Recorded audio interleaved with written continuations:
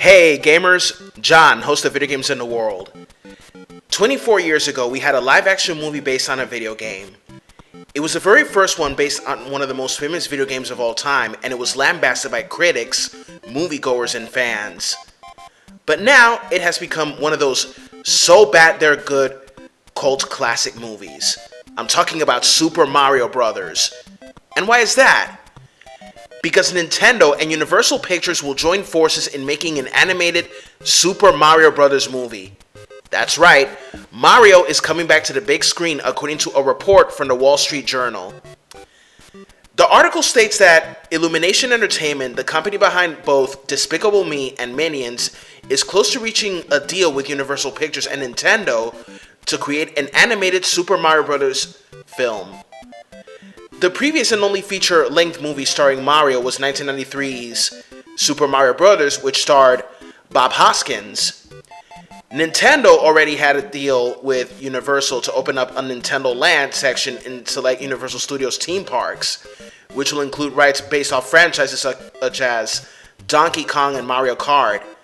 The first of these theme park areas is opening up in Osaka to coincide with Japan's hosting of the 2020 Olympic Games. Wow. I gotta say that when I started reading this, I was skeptical, since we all know that the Super Mario Bros. Movie was lambasted for being trash. Although some fans of the movie prefer not to hate it and say that this movie is a darker take on the happy-go-lucky video game series. So, every single time there is a movie based on a video game, why I am always skeptical about it? Because we all know how Hollywood butchered many video games with these crappy live-action movies based on them, although some of them were alright. The first Tomb Raider movies with Angelina Jolie were more or less okay. Mortal Kombat, it was pretty awesome. Mortal Kombat Legacy 1 and 2 were great approaches to the series. Resident Evil 1 and Apocalypse were good, but the rest were pieces of shit. If you like them, fine. Final Fantasy The Spirits Within, decent. Advent Children, it was great since it's a sequel to Final Fantasy VII. Kingsglaive was a phenomenal prequel to Final Fantasy 15. Assassin's Creed Lineage, made by Ubisoft, and it's about Giovanni Auditore as an assassin before Ezio took the mantle of the assassin. However, fan films do way better than Hollywood films.